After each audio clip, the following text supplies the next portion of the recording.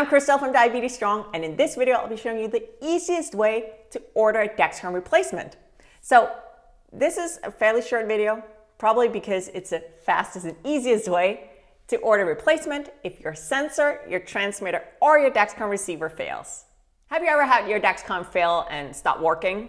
I know I have. I've had 2 sensors fail me within the last 2 months, and it's beyond frustrating. It's frustrating because I'm not getting any blood sugar readings, and it's frustrating because it's an expensive device. There can be a lot of reasons why a Dexcom sensor, transmitter, or receiver fails, but the good news is that Dexcom is fairly good at replacing faulty products. But of course, you have to let them know that there is an issue. You can of course call Dexcom. You can call them, you can wait on the phone, wait in line to talk to a rep. You can do that. But why?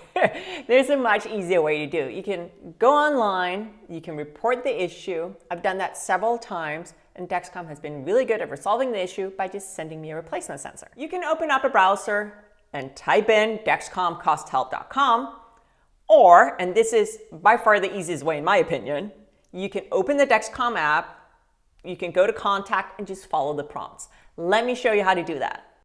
Open up the Dexcom app. Here we go, click settings down on the bottom, and this is information on your current CGM. So a few things you want to write down. You want to write down the insertion time. You want to write down your transmitter serial number, and if you don't know your username, you want to click account and just write down your username because we're going to need that. And then you want to click contact down here in the bottom. And here you can report an issue. So we want to click on that. Here we go. And then we can go through this whole reporting prompt.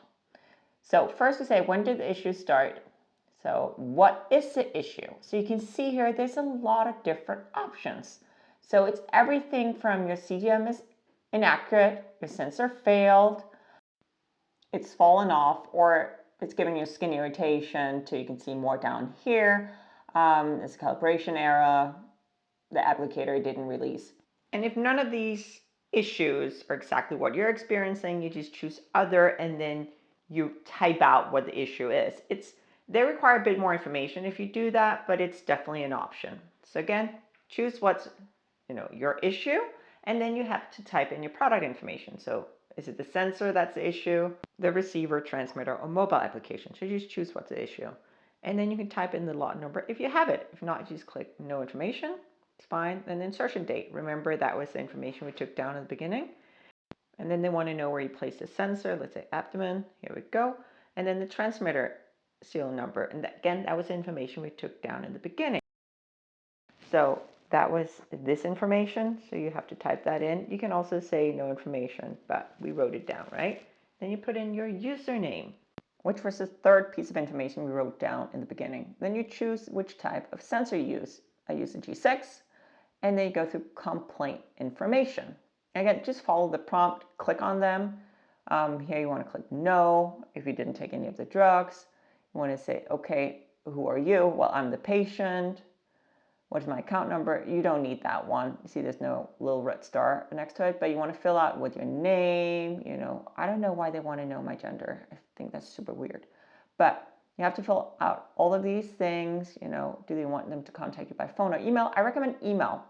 So choose email, just type in your email. They're just going to email you. You don't have to talk to a rep, which is kind of the point of this. And once you're done filling out everything, check mark that last box where you consent that Dexcom can process your information, and then you click submit, and that is it. And that is how you easily go in and report an issue and request a replacement. I've done this twice in the last 2 months. I had one sensor that fell off, it got ripped off before the 10 days were up, and I had one that simply just failed, it stopped working. So both times I went through the app, I reported the issue, and Dexcom resolved it by simply just sending me replacements directly to my home address. So have you ever used this process? Have you ever had any issues getting replacements from Dexcom? Leave me a comment down below this video, and while you're there, if you like this video, please hit that like icon. If you'd like to see more from me, so subscribe to my channel. Remember to turn on notifications. That is that little bell. That way you'll be informed whenever I post new content. Thank you so much for watching.